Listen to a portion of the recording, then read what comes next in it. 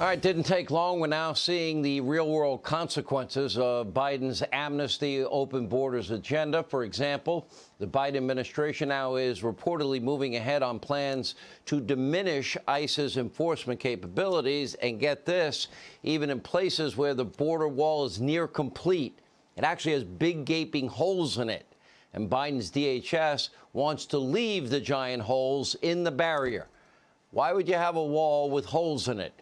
Senator Graham went down to the Arizona-Mexico border, and this is what he found. Take a look. The Biden administration apparently has decided to stop plugging this hole here. What good comes from allowing this hole to continue to exist? This wall is here for a purpose.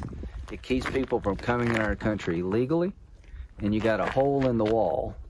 And I'm going to make sure the Department of Homeland Security tells me why they're going to stop finishing this part of the wall. It makes no sense. I don't know. Senator Graham joins us, South Carolina Senator Graham. You know, you might have a future as a correspondent for the Hannity show in that shot. Let me tell you. I mean, I'm looking at this. I'm trying to understand this. You have holes in the wall. You can't. That they were about to finish. You see the equipment is there to finish the wall. Why wouldn't you finish what you started? You already paid for the materials. They're laying there and not fill the hole. That sounds pretty, I don't know, where I grew up, that sounds pretty dumb in New York. If Trump did it, they're not going to do it, even if it makes sense. So I went to the border, open-minded, and I came back really worried for our country. What you saw, there are 18 holes in this wall near Nogales, Arizona, but on the Mexican-U.S. border, that panels are going to be put up to allow water to run through, because water runs from Mexico and the United States, so they got ways for the water to get through these panels. Well, these were the last panels to go into the wall. It's like miles of really impressive fence and walls. The Biden administration is not going to put these panels up. They consider that border wall. So you got miles of walls with 18 holes in it, and the material to plug the hole is laying on the ground. The Border Patrol people are just dumbfounded as what to do. All the people remaining in Mexico waiting for their date in the United States for asylum claims are being brought back to the United States and released in the United States. These combination of policies by the Biden administration are going to lead to caravan after caravan. By June of this year, if the Biden administration continues to dismantle the wall and change the Trump policies about asylum, we're going to have 1 million people hit the border.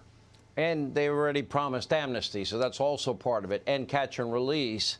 Yeah. And amazing, people don't go to their court dates. So Merrick Garland today, I mean, I find this pretty interesting. You asked a simple question. We have a smoking gun email, James Comey to James Clapper. Mm-hmm. You know what the email says. You even got Comey, McCabe, and Yates to all admit, knowing what they know now, they wouldn't have signed the FISA warrants. Comey signed 3 of them. We know on the day that he signed the second one, the first renewal, before he signed the second renewal of the third one, that he said he couldn't verify the dossier, which was the bulk of information, without which testimony was given to your committee, they wouldn't have gotten the FISA warrant. And Merrick Garland didn't have an opinion about lying to a FISA court, knowing that it says at the top of a FISA application verified, and it was unverifiable and now debunked? You know, he read the Horowitz report, a review of it, a summary of it, and it said that it was bad and it should never happen again, that if somebody like Klein Smith altered documents on his watch, they'd pay a heavy price. I'm confident that Durham's going to be allowed to do his job. If Durham is stopped from continuing the investigation of Crossfire Hurricane, that will blow up in their face. That'd be like having a hole in the wall on steroids. The policies of the Biden administration on immigration, Sean, make 0 sense. They're going to restart the caravans. They've dismantled border security that was working. They've changed policies remaining in Mexico that kept people from taking advantage of our asylum laws. And all this is being changed because the left is demanding open borders. I predict this, that immigration will be a bigger issue than 2022 than it was in 2016. So is this going to be one where Republicans stand together? If you can't answer this fundamental question, Yes. Republicans will stand as one? Is that the same Republican Party that kind of has some people I might describe as feckless, weak, ineffective, lacking courage in the spine? Some of them, just some. Right. Yeah. Well, if you can't stand up to this, then you're in trouble as a party. What they're doing at the border makes no sense. I've been involved in trying to fix immigration. They're dismantling the Trump border plan that worked. And here's what I would say. Trump's going to give a speech Sunday that's going to be very policy-centric. Every Republican should rally around it. I think it will help us with independence. And I've never felt better about President Trump's leading the party than I do right now. Let's talk about the president. He has a big speech this weekend at CPAC. I know there might be a couple of Republicans that that aren't particularly fond of the president. I don't know. Maybe they want to go back to the good old days of the establishment only doing show votes to repeal and replace Obamacare, but not getting anything done.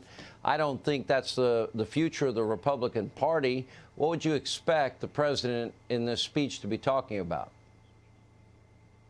Number one, he will position himself as the alternative to Joe Biden. He, I think, will make a speech that will unify Republicans on policy. That I think he's been working the phones. I was with him all weekend. He wants us to win in 2022. And stay tuned. I think you're going to see over the next couple of months Donald Trump lead the Republican Party on policy and give us the energy we need to take back the House and the Senate. The Democrats are doing their part. If we could get behind President Trump and follow his lead, we will win in 2022. If we argue with ourselves, we're going to lose, and there's no reason to lose. Losing would be a bad thing. I'm not sick of winning. So basically, you're describing the leader of the opposition party. Any insight as to whether the president has made up his mind about running in 2024? Stay tuned. Correspondents of this program have to tell everything they know. I'm just saying, if we want a future, you know. When I get my first check, I'll tell you. All right, I'll give you the check, and I'll be standing before one of these dumb committees in D.C. Okay. All right, Senator. Thank you.